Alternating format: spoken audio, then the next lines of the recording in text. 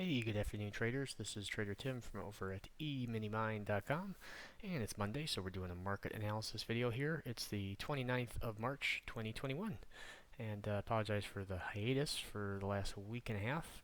I took the week of futures rollover off, didn't do any trading, and then last week there really was not a lot of great opportunities, so I really didn't do much last week either. So we are back at it, and I wanted to start with the daily chart. Um, Definitely feeling poised for a breakout. You could see the same channel that we've been in on the SPY as held its support level yet again on Thursday and pushing higher. Markets get about 45 minutes or so before we close today. Um, and so if we flip over here to the ES, I wanted to mention yet again, look where we closed on Friday, right at the unfilled gap from a week or so ago on the 17th. So keep an eye on those gaps that are unfilled because they do come back as sort of magnet points. If we were to roll over here and kind of put in a double top, I would definitely be looking first at this 39.05 and then maybe 38.25 as places where the market can sort of revert to. So not I don't think we're going to be getting any major pullback here before a breakout. I think we'll go higher before pulling back. If we look at the retracement that did pull back to on the daily chart, its target is also the same negative 23% target of the extension that traded here earlier on the 4th. So that looks like, got to go out to a weekly to even see it. Looks like this. So bigger picture wise, high to high, that's the extension, and then the daily low to high that setup is also the same target. So lots of targets pointing higher here. I know there's lots of stuff going on in the world, but the market is very much disconnected from a lot of that. In the stock market and the economy are also at a pretty large disconnect at times. So how do we play this intraday?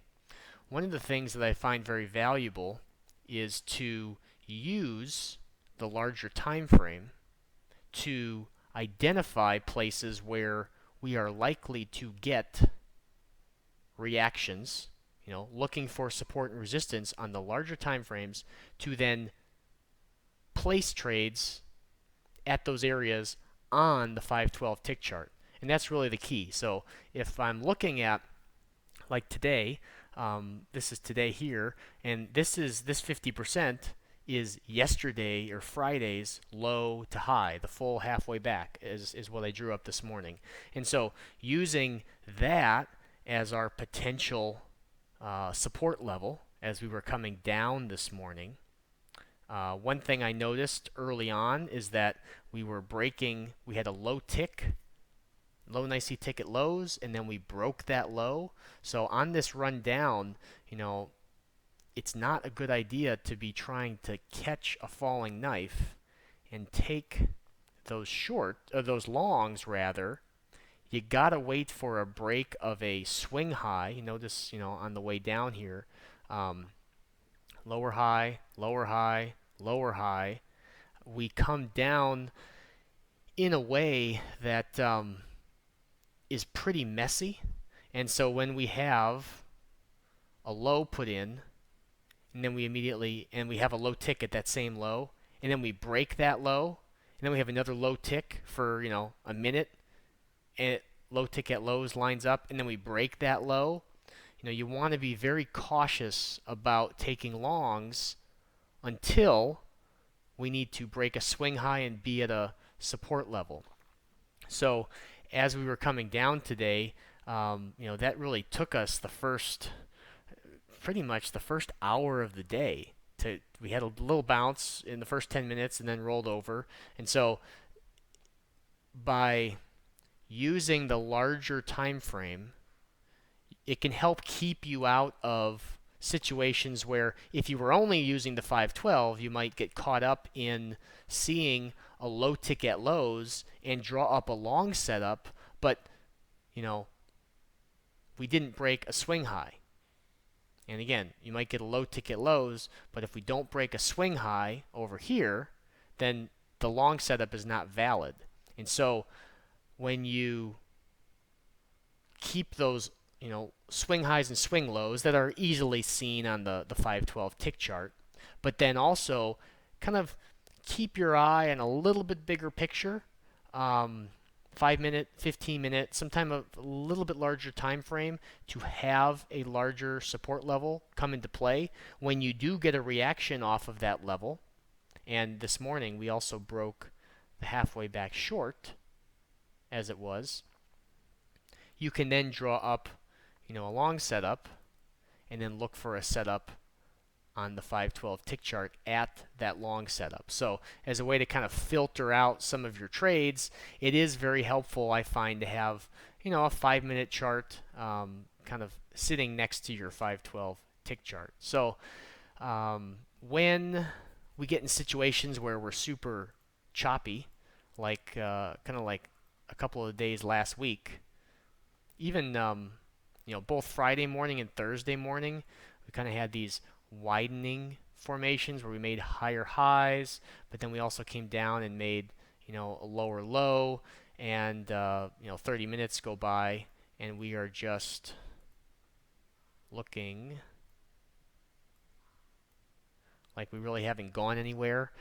Friday's candle, first 30-minute candle, was actually kind of small. Thursday's, if you look at the first 30-minute, it was followed by an opposing tail, meaning you got the tail going down on the first 30-minute, tail going up on the second 30-minute. A lot of indecision. Wednesday, 2 topping tails in a row. And then, going all the way back, Monday was really the last nice, strong trend that we saw, with the exception of Friday into the close. And so still a little shaky as far as nice clean setups on the intraday time frame. Usually you see a little bit more technical cleanness coming after the Fed meeting announcement, but if we can break up here into new highs, that then shakes off we don't have any resistance to the left of the chart. So that would be a good thing for the markets, and it also helps shake out, shorts. It helps shake out a lot of the clutter that has been building up as well. And so even if we go up higher and then pull back, the pullbacks should be nice and clean, depending on how far we pull back. Most likely buyable, especially if we look at the up channel that we're sitting in here on the ES, this uptrend line holding nice and steady. So I think that's about it for today. Bitcoin was making another run up here. We'll touch on it briefly. Off the extension long at 52,000 level, and we should be able to see some new highs in Bitcoin as well. Kind of broke its down trend line. So just from a technical perspective, there seems to be some momentum there as well. So tomorrow morning, live trading session we'll be doing. Tuesdays, as we always do. You can check it out over at eminimine.com/VIP, and hopefully we get a little bit more activity than we've seen here in the last week and a half, and get some more setups and a little bit cleaner market. And for those that have been trading for a long time, that market goes through these periods where you get 1-2 weeks of just not a whole lot going on. And if you can make it through those weeks and just keep your account intact and not overtrade them, it's totally fine to go the whole day and not take a trade if it means that you're there for the good times. So it's fine to shut down early, to take a day off, to maybe you make one trade, it's a loser, and you say, yeah, I'm just not feeling things today.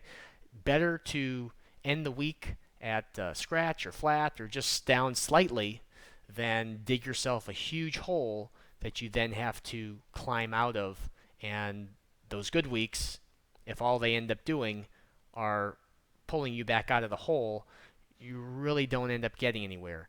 You got to be able to get through those slower, choppier weeks without doing damage to your account so that when the good weeks come, right around the corner, it's all gravy on top. So I hope everyone has a great week, and I will talk to you all soon.